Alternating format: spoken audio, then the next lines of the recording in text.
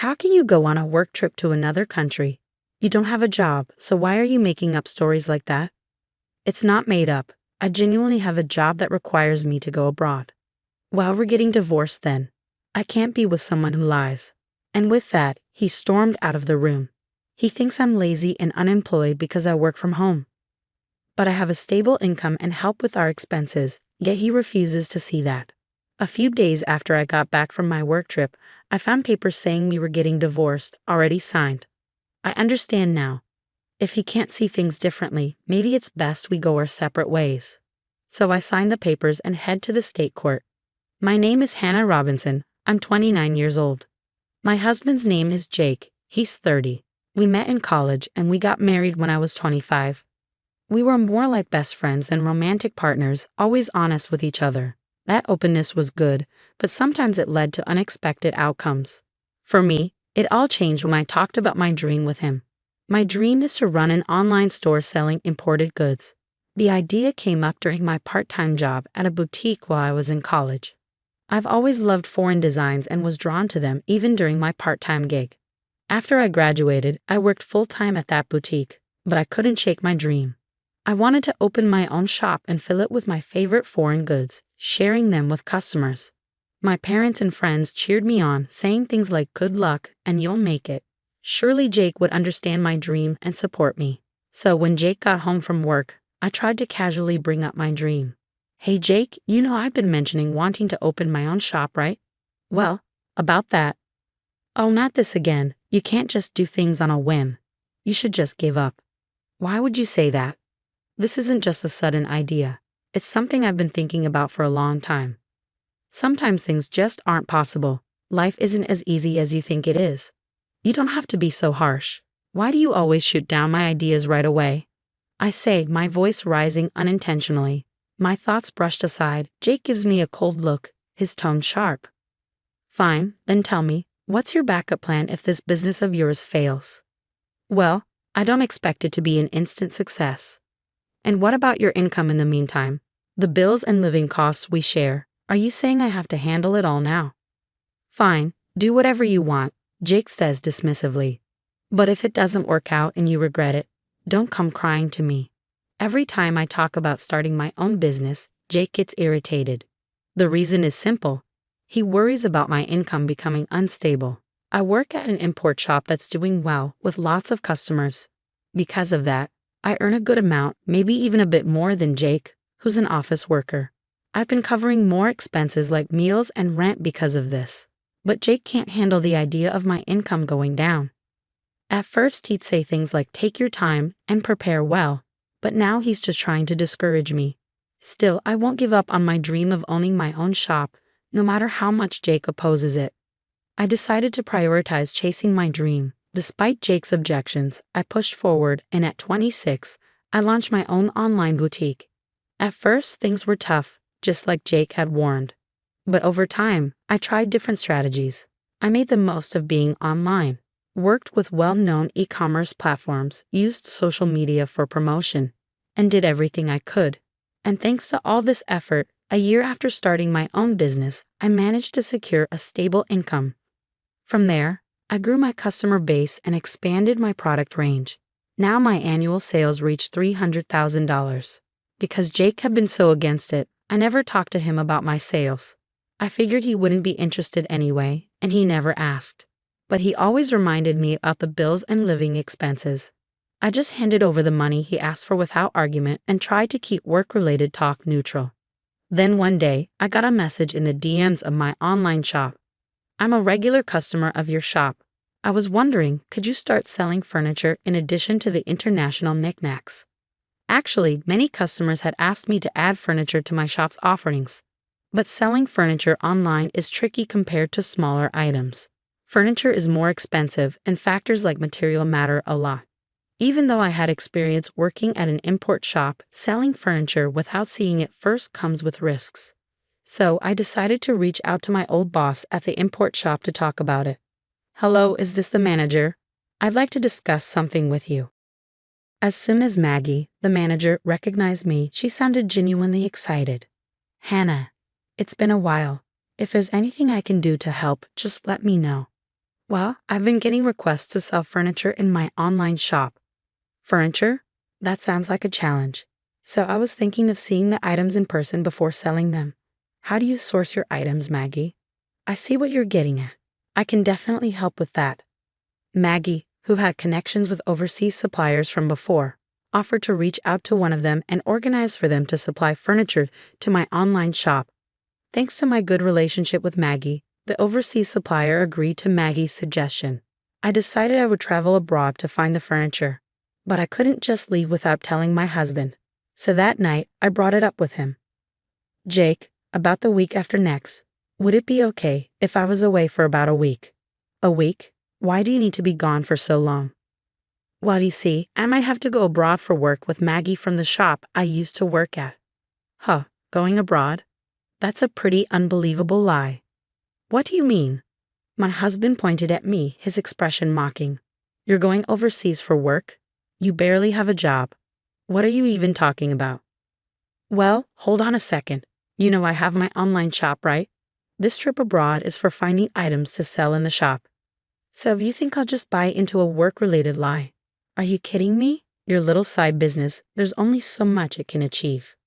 Believe what you want, but our sales are doing pretty well at the moment, and our customer base is growing steadily. This trip came about because of a request from one of our customers.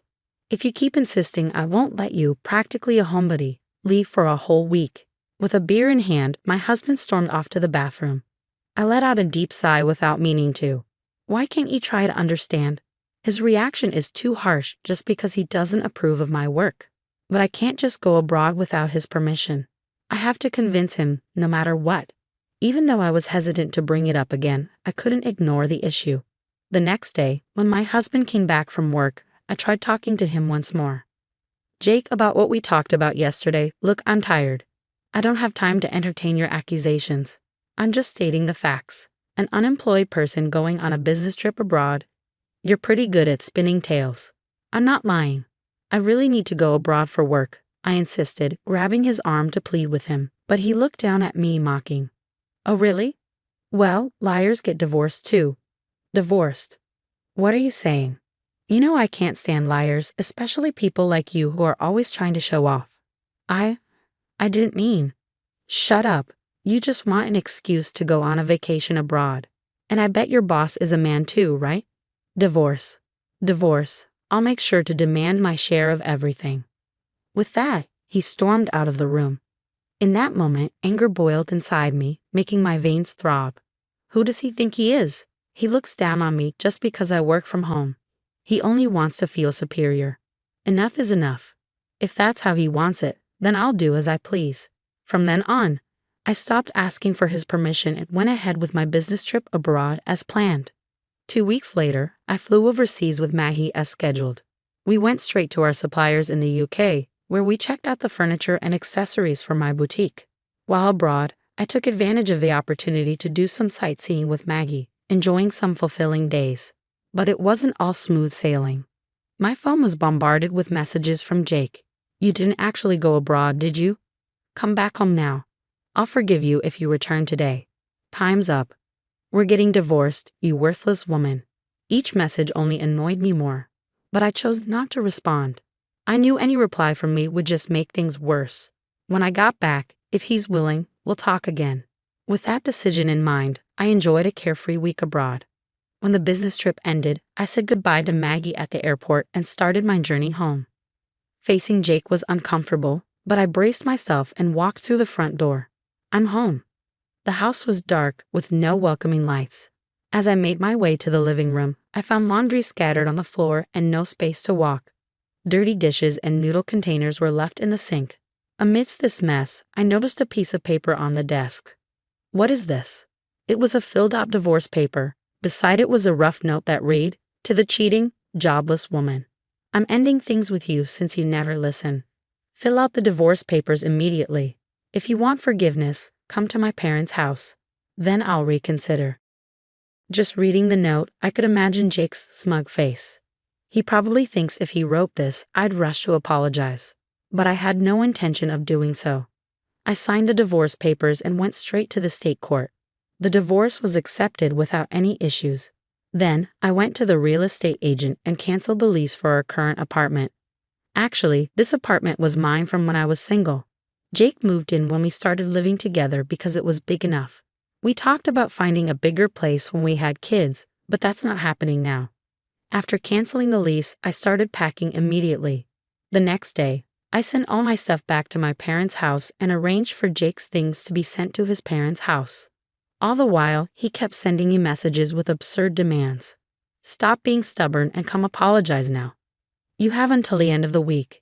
Got it? And so on. But I ignored them all. Once the apartment was empty, I went back to my parents' house. A week later, my phone had been ringing nonstop since morning. Even though I ignored it, it kept on ringing. Reluctantly, I decided to answer the call. Hoping it would be the last, I pressed the answer button. "Hello," he started shouting right away. "What the hell do you think you're doing?" His loud voice caught me off guard, and I instinctively moved the phone away from my ear. Deciding to record the conversation just in case, I responded, "What's the problem? There's nothing left to talk about. Don't play games with me. Why were all of my things delivered to my parents' house? I just got to the apartment and it's completely empty. Oh, well, I canceled the lease, so I had to get rid of everything, right?" "What? Canceled? How dare you do something like that without consulting me?" "Without consulting you? The apartment was in my name. I have the right to make decisions about it, don't I?" At this point, I had nothing to lose. His words had no effect on me, and I responded in a challenging tone. Jake showed his frustration. "Stop messing around. I don't care about the lease. We were married, remember? I lived in that apartment too. You shouldn't have canceled it without talking to me." "Married? Yes. That's right. Even if you've been unfaithful, we're still married. But canceling the lease on our apartment without talking to your husband first? What's going on in your head?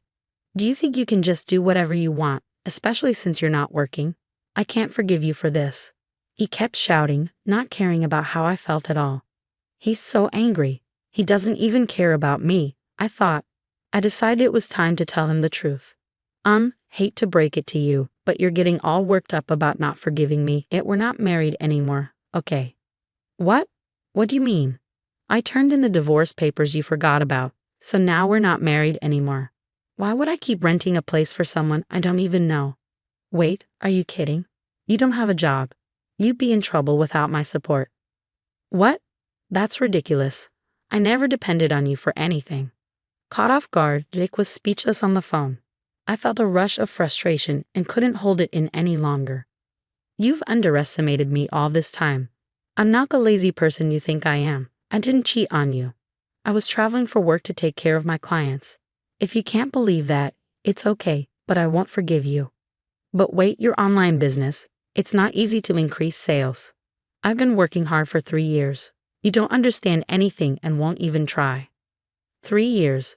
Just so you know, I've been making much more money than you. You've always looked down on me. I don't want a marriage like this. You can live your miserable life alone for all I care. After ending the call, I deleted Jake's contact and blocked all communication channels. It seemed he finally grasped the reality of my successful online store, likely hearing about it from mutual friends. Despite his attempt to reach out, I had no intention of reconnecting. Jake visited my parents' house once, but my dad turned him away at the door. His own parents had learned of his mistreatment towards me and kicked him out. Now he's renting an apartment near his job, leading a solitary existence. Meanwhile, I decided to stay with my parents for a while. Thankfully, my job allows me to work remotely, which is convenient. Since my parents' house needs some renovation, I plan to start that soon. With my online store thriving, I'm not worried about anything else. I have the freedom to travel whenever necessary. Despite the divorce, I have no regrets about pursuing my dreams. I'll continue to work hard and repay those who supported me.